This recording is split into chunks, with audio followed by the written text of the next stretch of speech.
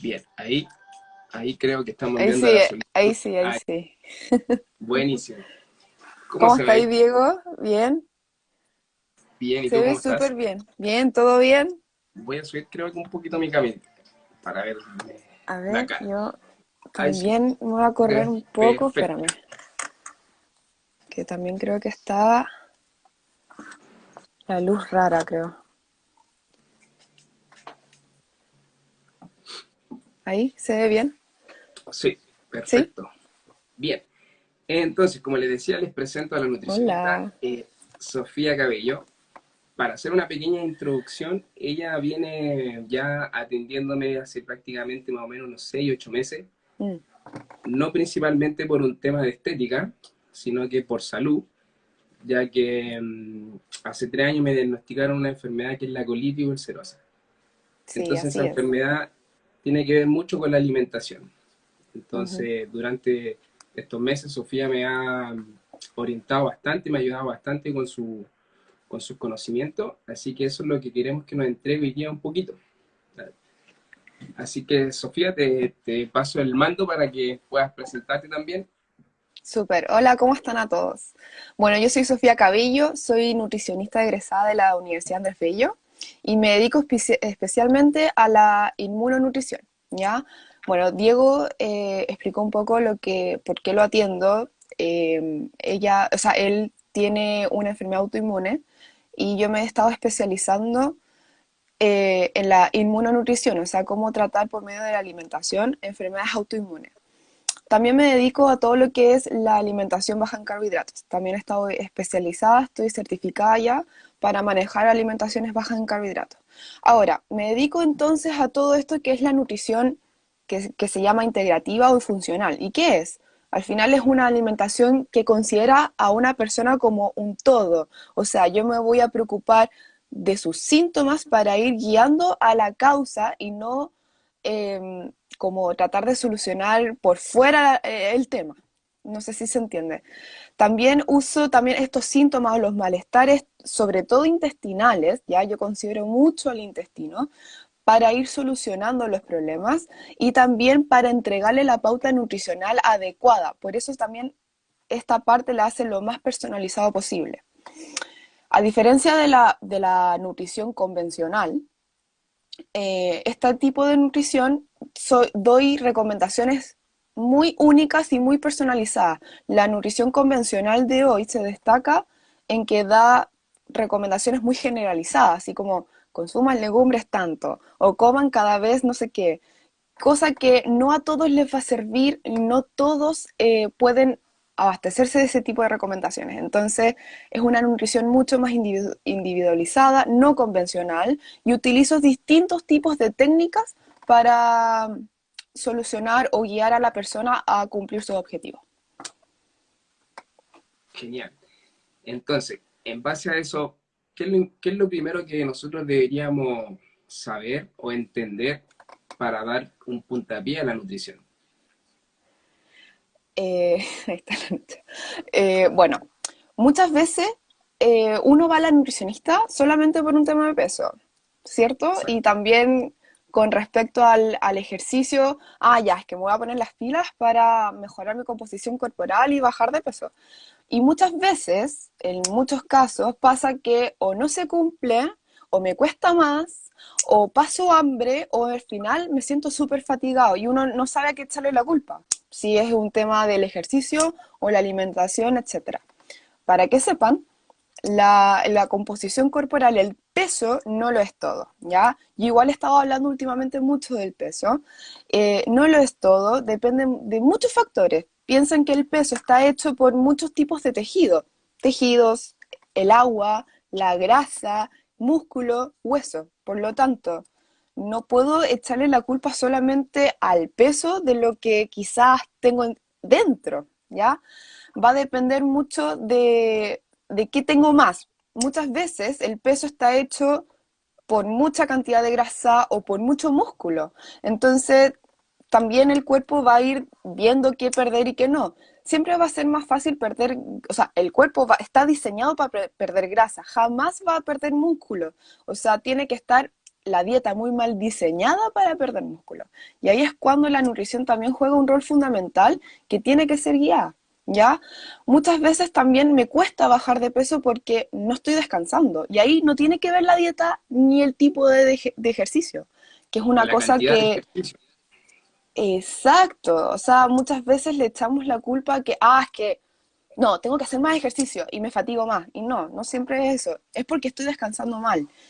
De hecho, está relacionado un mal descanso con la falta de producción de músculo y el no perder grasa, porque se estresa el cuerpo. O sea que tenemos varios factores que pueden alterar nuestra composición corporal en este caso, ya sea para bien o ya sea para mal. Exacto, va a depender de muchos factores, por lo tanto no pueden como centrarse solamente como en un tipo de factor, o sea, aislado, no se puede aislar. Bueno, Vamos.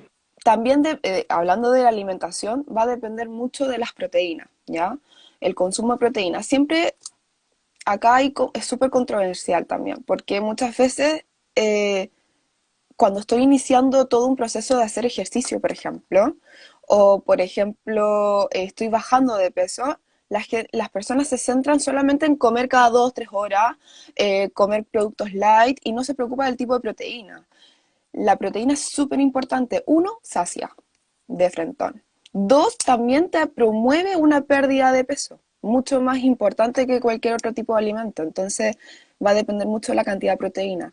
Además, el tipo de proteína, o sea, sabemos que el de origen vegetal eh, tiene que ser combinada con otros alimentos para que sea completa. En cambio, los de origen animal ya viene completa. Entonces, ahí va a depender mucho qué tolerancias tengo hacia la proteína. La desventaja de la proteína vegetal es que va a traer también un poco más de carbohidratos y muchas veces ese tipo de proteína depende mucho de cómo está mi intestino para procesarla.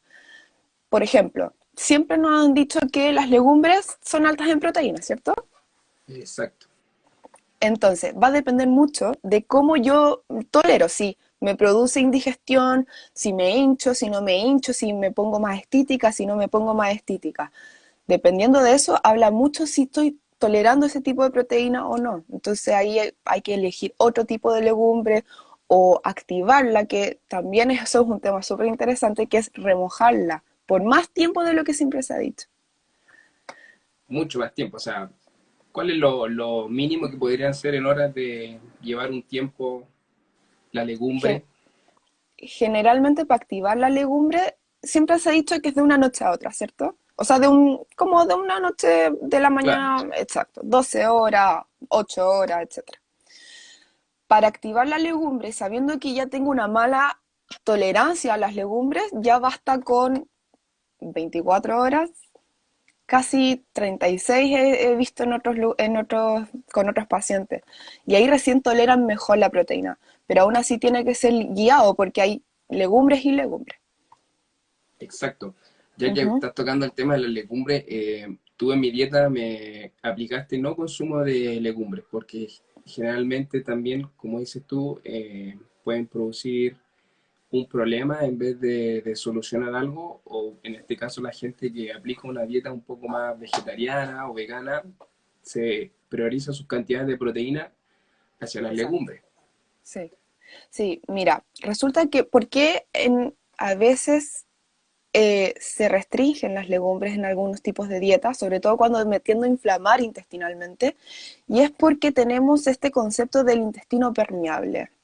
No sé si lo han escuchado, lo voy a explicar muy brevemente, pero Genial.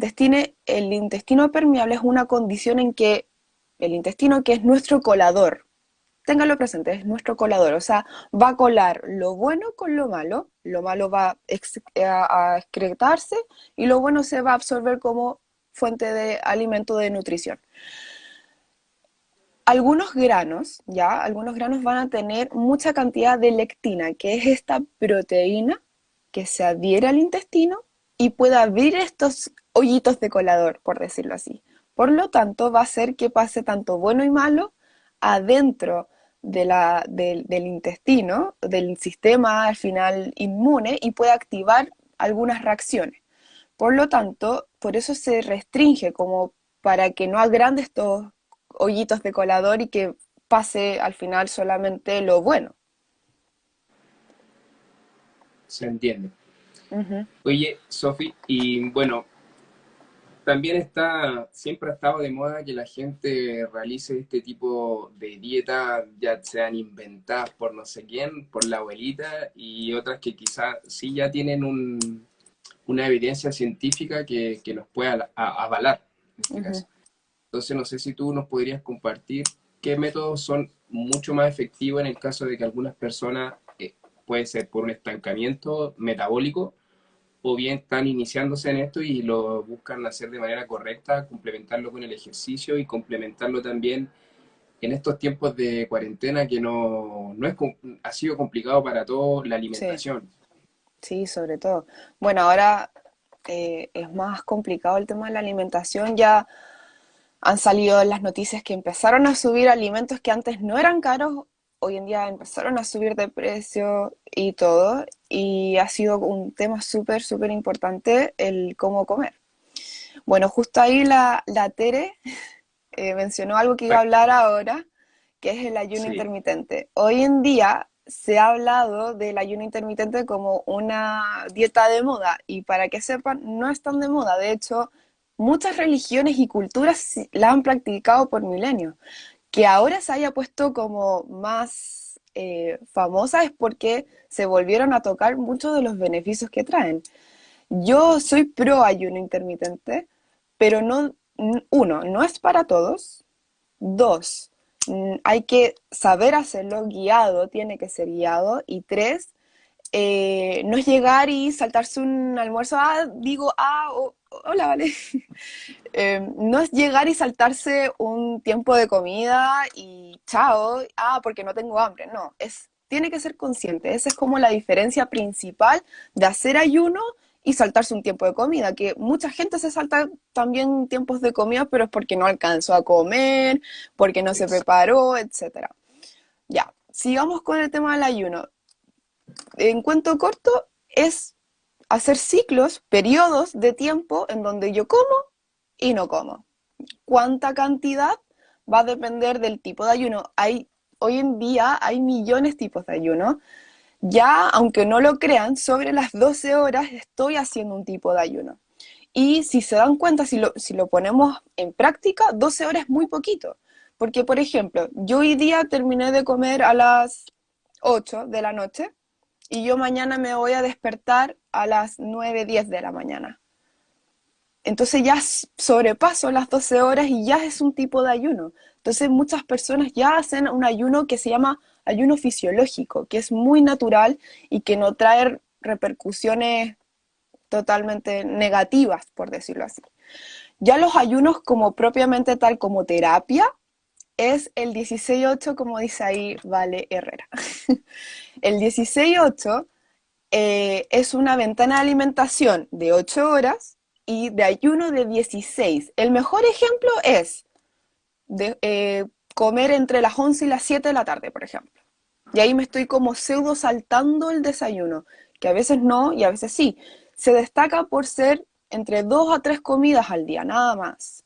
Pueden ser dos principales y una colación, por ejemplo, o solo dos principales. Y trae millones de beneficios, o sea, si se hace bien, si se hace guiado, va a traer primero sensibilidad a la insulina. Para que sepan, la insulina es una hormona y que es la única hormona anabólica, o sea, que va a formar cosas, va a almacenar cosas, va a hacer que guardemos esa grasita, etcétera.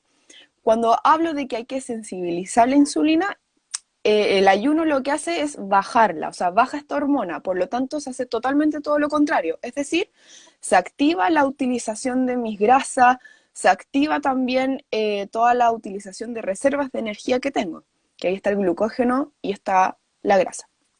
Entonces, si generalmente soy de las personas que tiendo a comer cada 3 horas y jamás he hecho un ayuno, basta con que termine de comer a las 8 de la noche y en la mañana ya como a las 10 11 de la mañana y estoy haciendo un ayuno y es muy fisiológico y sin tanto esfuerzo. Ya cuando es muy consciente, o sea, hay que hacerlo consciente y me quiero saltar la cena para aumentar las horas de ayuno, es distinto y tiene que ser guiado. No es llegar y saltarse ese tiempo de comida porque ahí sí que pueden haber un poco de interacción con los músculos, me puedo sentir mal, fatigada, etcétera. Pero es todo un cuento, es muy entretenido y sí traen muchos beneficios.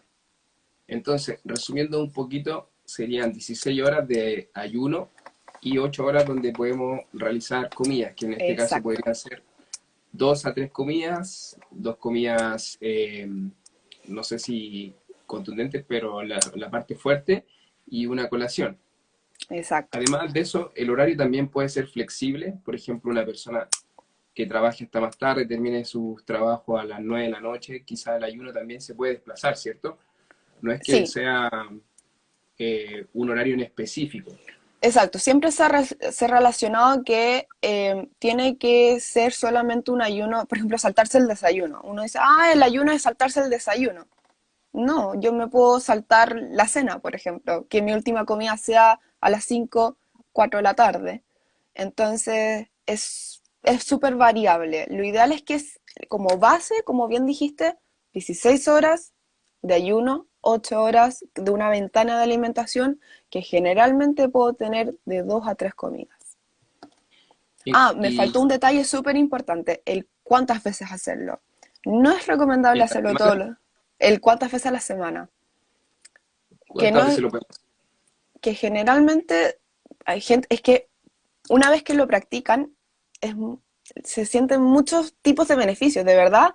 Hay personas que, y yo también lo he sentido, que uno te entrega más energía y es cómodo, porque al final no te tienes que estar preocupando de andar comiendo al final. Entonces es súper cómodo, es práctico, etcétera. Entonces genera un tema de obsesión. Y ahí es cuando hay que pegar un freno, si es un tema consciente. Y ahí es cuando generalmente yo recomiendo de 3 veces, 2 veces a la semana, eh, tratar de que no obsesionarse con ese tema y programarlo. O sea, hoy me toca ayuno o mañana me va a tocar ayuno porque así lo hago mucho más consciente y soy capaz de ver esos beneficios. Comprendo. Sofía, y en cuanto al ayuno, siguiendo con el ayuno intermitente, supongo que no todas las personas pueden hacer este ayuno, o Ah, todos lo pueden hacer. no, así es. No se recomienda para las personas, por ejemplo, con embarazo y lactancia. Ahí sí o sí tiene que ser guiado y supervisado por alguien que sí sepa y no se recomienda ayunos más allá de 14, 12 horas, ¿ya?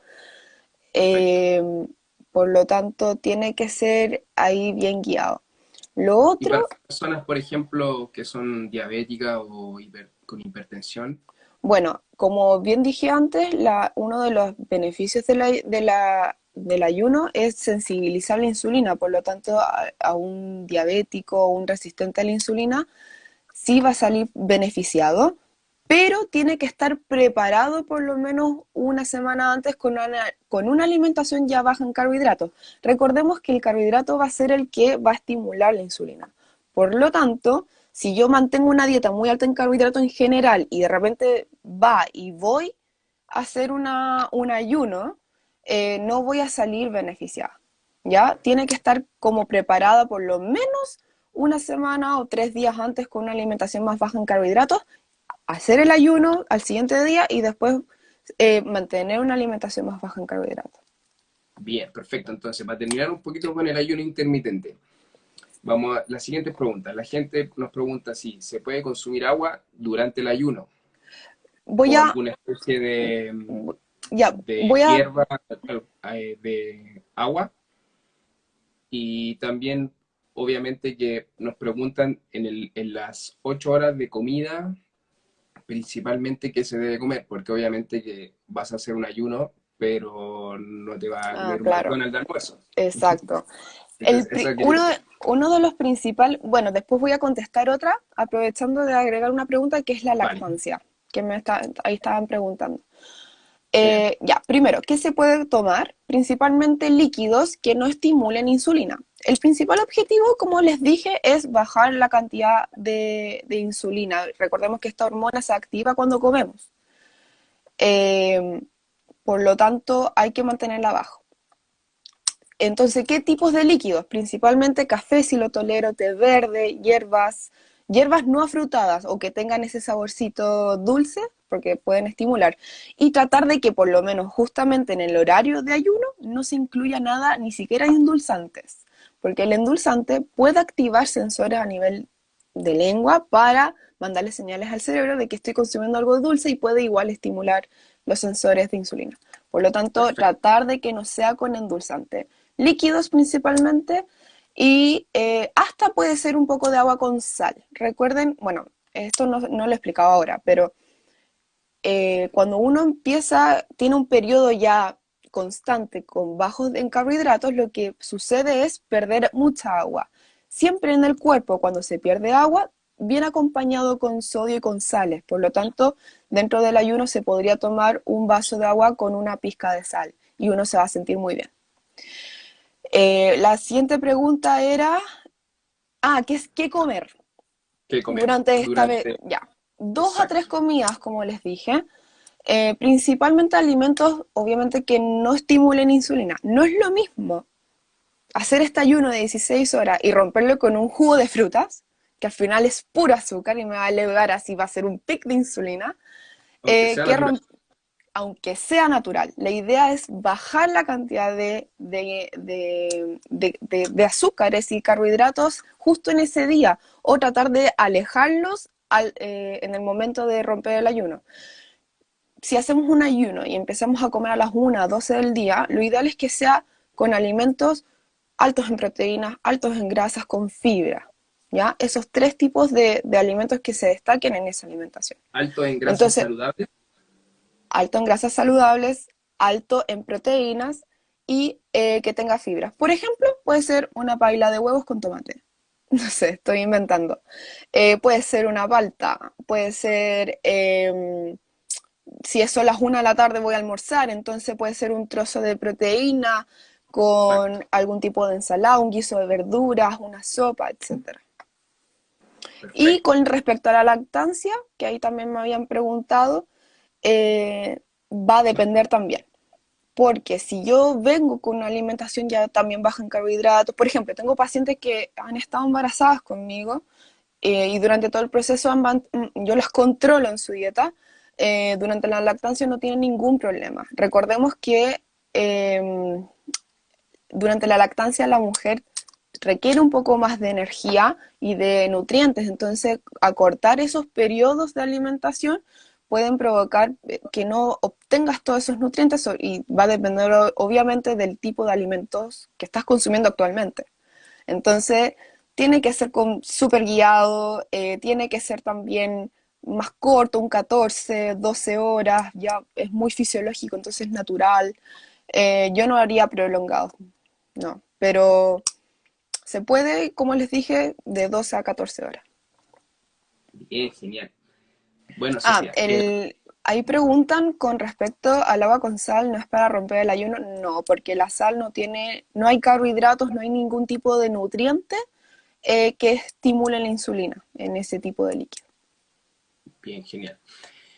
Entonces, continuando, tenemos por una parte el ayuno intermitente, que puede ser Ujú. un método que nos ayude a perder peso, pero como también a ayudar a beneficiar nuestra salud interna, ¿cierto? Por el ayuno. Exacto. Sí, sí, por supuesto. Como les dije, muchas veces uno hace algo solamente por lo estético, por la parte Exacto. corporal. Siempre solamente pensando en si se mueve o no mi báscula. Y muchas veces, si no se arregla la parte interna, o sea, si yo tengo problemas con mi insulina, si tengo problemas hormonales con temas de tiroides, por ejemplo, si tengo una enfermedad autoinmune, que ahí el intestino va a estar afectado, no puedo centrarme en el peso. Se tiene que arreglar primero en el interior como para poder llegar después a una baja de peso. Y ahí es cuando cuesta también hacer consciente al paciente que está centrado, o al cliente en el caso también deportivo, que está centrado solamente en el peso, en la composición corporal, pero tiene una insulina galopante muy alta. Tiene quizás triglicéridos o problemas con el colesterol, tiene presiones altas. Entonces, ahí es cuando también toda la intervención, tanto deportiva como nutricional y hasta médica, tiene que ser integral. O sea, hay que haber esta comunicación. Es súper importante. Entonces, claro, parte del ayuno también va a estar tratando de sensibilizar, de bajar también la insulina, ayuda, potencia la quema de grasa, potencia también en la composición corporal, te da más energía. De hecho, algunos tipos de ayunos van a ayudarte hasta generar esta autofagia, que es una limpieza interna hecha por las células madres que es súper especial, pero ahí ya estamos hablando de unos ayunos más prolongados y en verdad no todos están diseñados para hacerlo. Bien, bien, muy bien. Estamos en la mitad de la parte de nuestra charla, está bien entretenida, la gente Sí. está, creo que muy bien conectada, está participando ahí con sus consultas, así que por favor envíen un like a la Sofi, un corazoncito, se está pasando. Y como te decía, Sofi, nosotros tenemos un público principalmente que practica actividad física, ¿ya? Y practica dos, tres, algunos que son los más máquinas, que como le decimos nosotros, hasta 5 veces van a nuestro centro a entrenar. Entonces, algunos no sé si se obsesionan o también les gusta, porque también al hacer ejercicio nosotros producimos, eh, liberamos hormonas del estrés. Entonces ayuda bastante. Pero como decía, nosotros siempre buscamos la baja de peso. Y Ujú. dentro de eso nosotros les explicamos mucho que es importante el déficit calórico. Entonces Así no sé si nos es. podrías contar un poquito en qué consiste el déficit calórico para que la gente lo pueda entender y Ujú. lo pueda aplicar durante toda esta cuarentena o aplicarlo como un estilo de vida.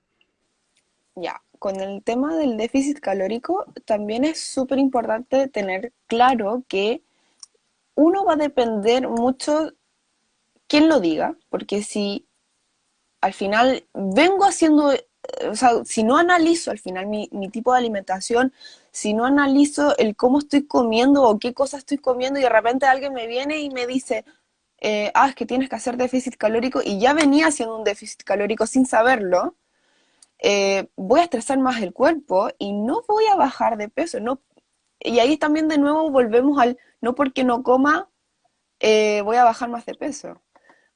¿Se entiende? O sea, hay que tener un equilibrio. Claro, el ayuno es, de hecho hay una información que manejo muy bien que el ayuno con comer, por ejemplo, es como el yin y el yang.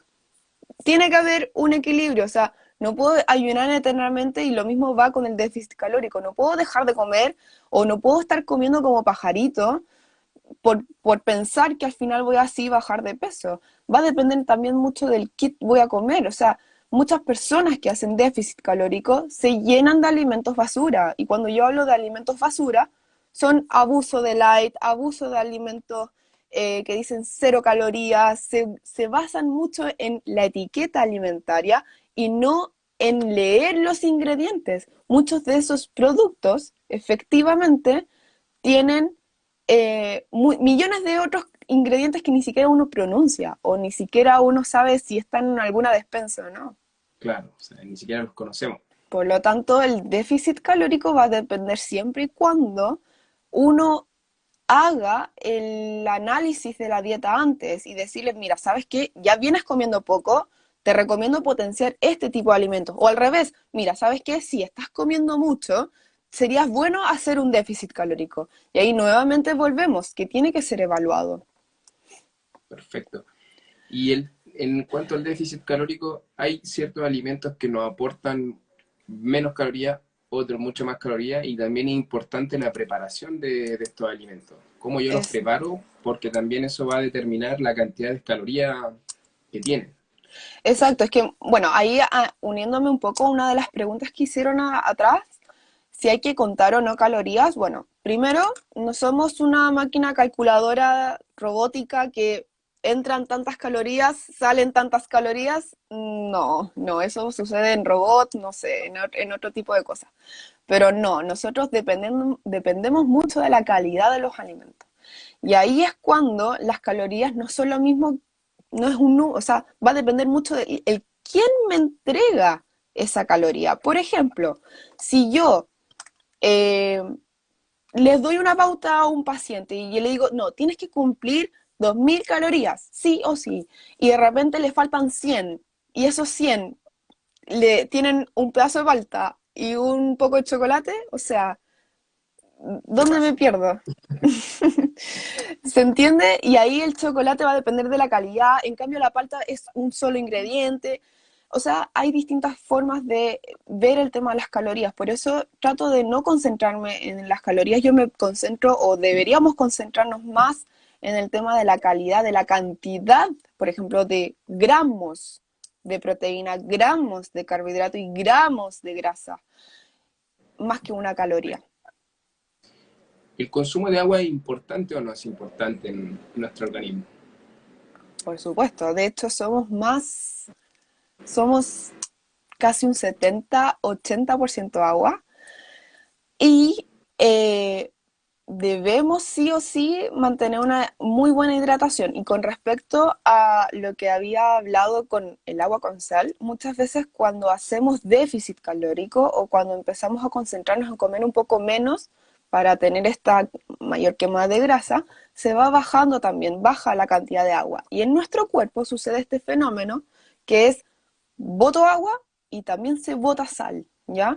Y ahí también es cuando eh, está el demonizado sodio, o sea, siempre hemos demonizado un poco el Claro. sodio, de que, ah, no, hay que comer cosas con muy poquito sodio, porque si no me va a dar hipertensión, pero la sal es el sodio es súper importante. Sin el sodio no tengo impulsos nerviosos, me puede dar hasta un paro cardíaco si no tengo una buena dosis de sodio. Entonces también ahí es ver el tipo de la calidad de alimentación. Obviamente no va a ser lo mismo consumir el sodio de una sopa Maggi, de estas que hay que poner agua y cocinarse, que un trocito de carne, un caldo de hueso o simplemente una sal de mar o un sal de Himalaya. Ese tipo de sodio va a ser mucho más beneficioso. La sal de mar, para que sepan, y la sal del Himalaya va a traer otros minerales, no solo sodio. En cambio, claro, una sal Lobos más refinada es solo sodio. Entonces, si se dan Claro. cuenta, son distintos tipos de sales minerales que necesitamos. Exacto, el equilibrio ahí es la clave, como dicen ahí una de las que no está viendo.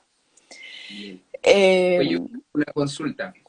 Ya que es importante el consumo de sal, de sal, bien digo, ¿es importante también el consumo de azúcar en el organismo o no es tan importante en este caso? ¿El cuerpo ahí, necesita, depende del azúcar? ya. Es una excelente pregunta eso, Diego. Me dejaste ahí. Bueno, ahí después voy a responder una de las preguntas que dicen ahí abajo de si el método de Gress funciona o no, que ahí es súper importante también. Bueno, ¿dependemos del azúcar o necesitamos azúcar? La respuesta definitiva es no, ¿ya? Porque nosotros producimos azúcar de otros nutrientes. Aquí la importancia es tener los otros nutrientes para producir azúcar. Es verdad, el azúcar o la glucosa, al final hablemos de glucosa, que es la molécula que va a interactuar con nosotros para darnos energía, potenciar, etcétera. Eh, la glucosa se puede obtener, por ejemplo, de la grasa y se puede obtener de la proteína, pero yo no a partir de un carbohidrato voy a poder obtener una vitamina D o un aminoácido. ¿Se entiende? Sí. Entonces ahí es cuando también, ¿qué tanta importancia le vamos a dar a los carbohidratos sabiendo que yo lo puedo entregar? O sea, yo lo puedo hacer. Lo ideal acá es obviamente siempre tener los niveles de carbohidrato básicos, saber qué puedo comer y qué no puedo comer. Y hay muchos carbohidratos que son de mejor calidad que otros. Por ejemplo, un fideo normal, lo único que va a tener es carbohidratos simples o de fácil absorción versus a un tipo de tubérculo, una zanahoria, una betarraga que también va a traer otro tipo de nutrientes y también va a entregar carbohidratos. Una de las preguntas es, ¿qué ingredientes son bajos en carbohidratos? ¿O qué alimentos puede ser, no? ¿Qué alimentos nos ¿Qué aportan alimento? baja cantidad de carbohidratos? Bueno, Porque no, principalmente, cuéntame, porque ¿no? no es lo mismo, yo creo, que consumir en mi almuerzo un plato de fideo a consumir quizá un vegetal que también nos puede aportar un carbohidrato con mucho o mejor valor nutricional que consumir algo derivado de la harina refinada, que en este caso las distintas pastas que existen. Exacto. Y ahí volvemos de nuevo un poco, te das cuenta que al final está todo relacionado, que volvemos a la calidad de los alimentos. No es lo mismo, obviamente, comerme una tortilla de zanahoria que voy a usar tres zanahorias versus a un plato de fideo. Ambos me van a entregar carbohidratos, pero el del fideo no me va a entregar ni siquiera ningún tipo de mineral ni vitamina. Perfecto. Provitamina A, me va a entregar también nutrientes. Voy a cargar esto ahí. Entonces son millones de otros beneficios y ahí es cuando hay que saber qué tipo de carbohidratos va a ser buenos para mí y cuáles no. Otro tipo de carbohidrato bueno, pero hay que tener ojo el cómo lo comemos, cuánta cantidad comemos y eso más que nada y el horario más o menos es la fruta. La fruta nunca va a ser la misma comerla molida en un jugo que entera. Piensa en este siguiente ejemplo. Para hacer un jugo de naranja, ¿cuántas naranjas necesito para una persona? Generalmente, Hasta dos o tres. 5, depende, si son pequeños y no aportan mucho Claro, líquido, claro, claro. te Pero puede mandar generalmente fácil 2 kilos. son más de una sí o sí. Una Exacto. porción de naranja son 100 gramos, que es más o menos lo que me cabe en una mano casi cerrándola. Entonces al final Ya, ahí está el problema en que como la fruta se puede volver un poco mala, ¿ya? Y ahí es cuando nuevamente volvemos al tema del equilibrio. Voy a responder un perfecto. poco el tema del Ya, método de Gress. ok. ¿Ya? El método de Gress, claro, es una dieta baja en carbohidratos, más cetogénica, pero lamentablemente Gress, uno, no es médico ni nutricionista. Habla netamente de su experiencia. Hay algunos ejemplos que él menciona que son bien buenos. Perdón, conceptos que habla de la insulina, habla también de los temas circadianos, que es estos horarios del cuerpo, del buen descanso, que son temas bien buenos para que la gente entienda, pero él igual recomienda alimentos muy altos en lácteos, muchos procesados como tocino, salame, jamones, da lo mismo, y a todas las personas no les va a hacer bien en un principio. Son muy pocas personas, de hecho, que tienen mucho éxito con Gress porque ahí nuevamente entramos a esto del suelo, del cómo llega la dieta a mí, o sea, sabiendo del suelo de mi interior, cómo va a estar las hormonas, etcétera. Entonces, tendría ojo, yo prefiero que las personas que van a seguir GRES primero se orienten con una profesional que sea adaptada bajo un carbohidrato. Perfecto. Bueno, siguiendo con la gente que tenemos bien activa, que entrena, para ellos es importante el consumo proteico. El consumo de proteína, estoy Exacto. viendo, para las personas que entrenan, sí, sobre todo es importantísimo. De hecho, como había dicho antes, uno de los errores de hacer una dieta como preparada para alguien que está haciendo deporte es que al final no consumen un buen aporte proteico. Piensen que la proteína es la estructura, o sea, las células, somos trillones de células, cada célula tiene proteína, cada una. Entonces forman estructuras, mantienen las estructuras fuertes. Gracias a las proteínas tenemos buenos huesos, tenemos tejidos buenos, no pasamos hambre. O sea, eso también es súper importante. Las dietas también que hago mucha cantidad de deporte y estoy en este déficit calórico, no consumen tanta proteína, se olvidan de consumir proteína, por lo tanto hay que mantenerla sí o sí. Es súper, súper importante el consumo de proteínas en cualquier tipo de dieta, de hecho. Es básica.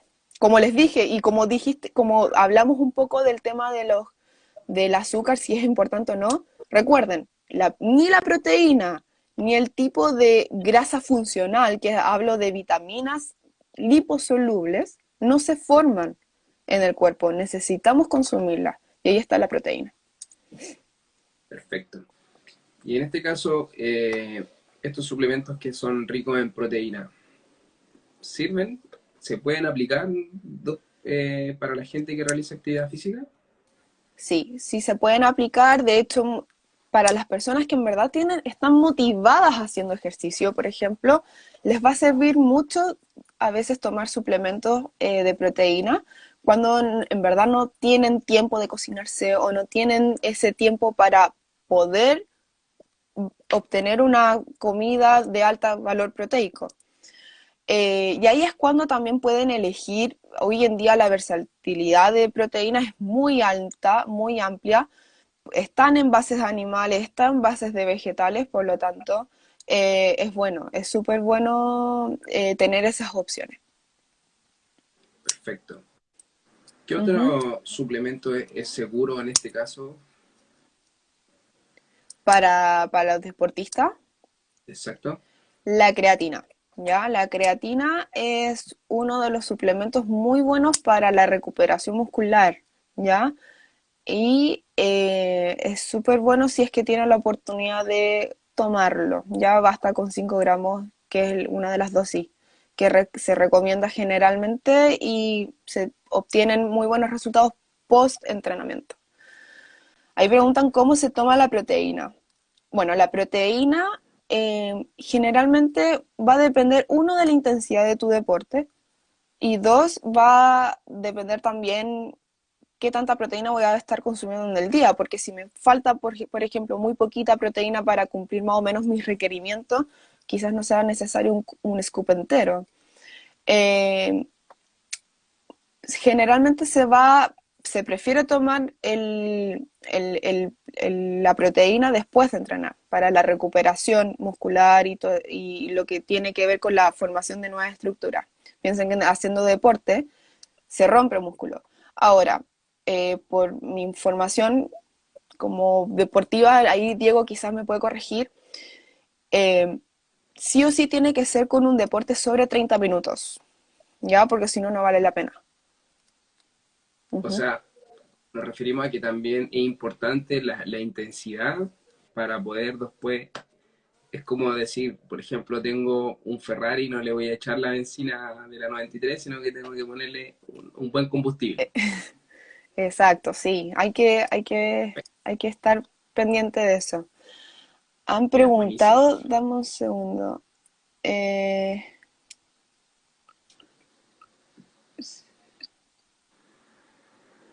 tu.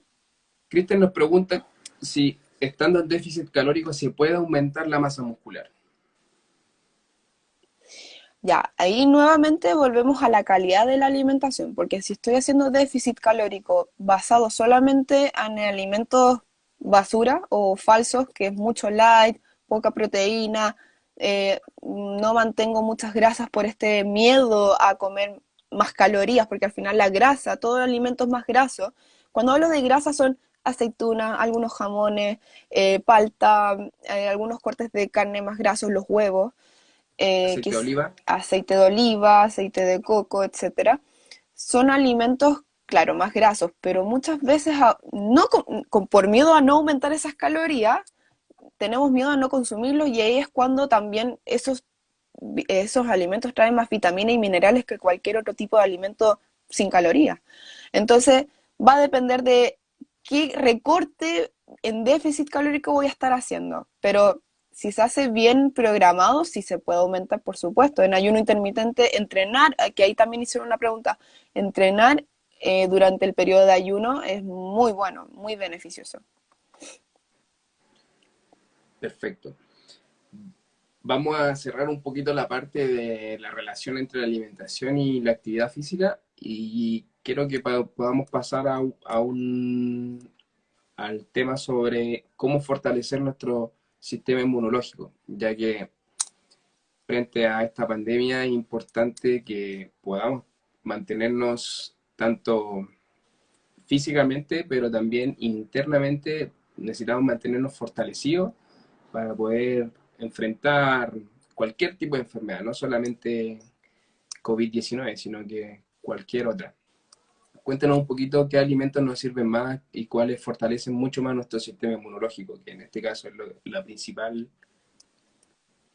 Mira, bueno, el tema del sistema inmune también, no es como que eh, dependa de un tipo de nutriente o algo así, va a depender primero de cómo está mi sistema digestivo. Yo al Diego se lo expliqué antes, no sé si se acuerda, pero para que sepa las personas que nos están viendo, el 80% de mi sistema inmune está ligado a mi sistema digestivo.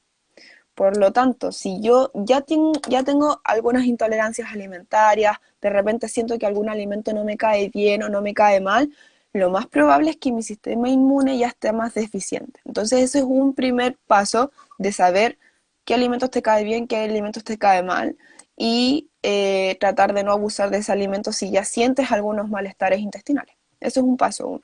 Paso dos, cómo potenciar algunos alimentos para potenciar el sistema inmune, todo lo que tenga que ver con las vitaminas liposolubles, que tiene que ver la vitamina A, la D, la E y la K, que son las ADEC, ¿ya? Liposolubles, solamente se encuentran en alimentos más grasos, ¿ya?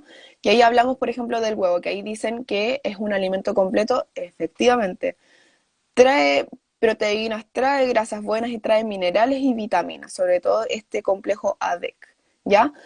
Principalmente de este complejo, la vitamina D es la que hay que potenciar. De hecho, se habla de que la vitamina D ya se comporta como una prohormona, o sea, interfiere en esta comunicación entre las células para que estemos bien, ¿ya? Todo lo que tiene vitamina D, ¿qué puede ser? Bueno, huevo, todo lo que es algunos quesos, productos de animales también.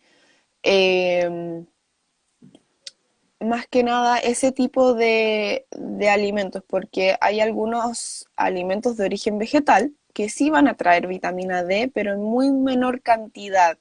Y necesito abusar mucho de ese alimento para comerlo, ¿ya? ¿Qué más? Vitamina C, ¿ya? La vitamina C es una vitamina hidrosoluble, o sea, se va a absorber solamente en ambientes agua, por eso hay que tomarlo en ayunas o alejado de las comidas. Y es una vitamina, aunque no sé si lo saben, es un dato freak, es una vitamina que no se encuentra, no la reservamos, nosotros tenemos que estar consumiéndola Nos almacena. constantemente, no se almacena, a diferencia de otras vitaminas, la vitamina C junto con el murciélago no lo almacenamos. Por lo tanto, por lo tanto, hay que estar consumiendo alimentos altos en vitamina C. Por eso mismo hay muchos alimentos altos en vitamina C, sobre todo las verduras de hojas muy verdes, verduras crudas sobre todo, y algunas frutas. Si yo digo, ¿qué fruta tiene vitamina C? Me van a decir la naranja, ¿cierto? O a cualquiera se le ocurre eso. Pero para que sepan, el pimentón, las frutillas, y el kiwi traen el Kiwi. doble de vitamina C que una sola naranja. Ese es un buen dato. Buenísimo. Hay una pregunta sobre los probióticos. No sé si puedes aclarar un poquito eso y en relación obviamente al sistema inmune.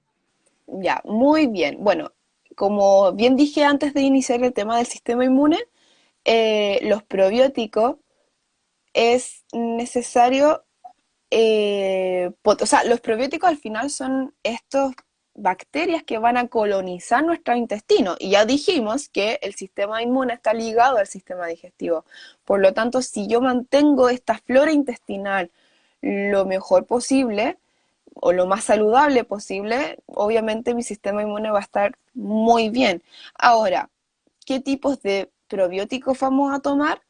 Ahí también tiene que ser guiado. Hoy en día también, al igual que muchos suplementos, se encuentran millones en el comercio y es necesario también una buena guía. Generalmente yo recomiendo los que sí tengan lactobacilos y sobre los 10 billones, ¿ya? Por lo menos.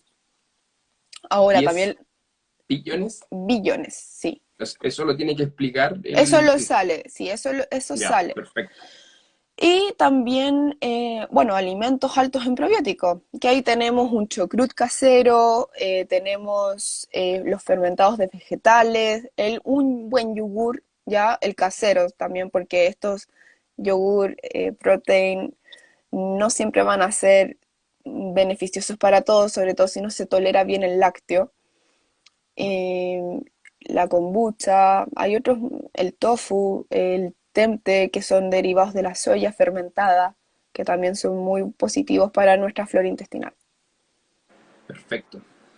Bien, ya estamos entonces casi que concluyendo esta charla. Vamos a responder un poquito más las preguntas que salen acá. Sí, yo creo que eso podría ser bueno. Preguntan si se puede tomar las vitaminas en el ayuno. En ayuno. O sea, Ya.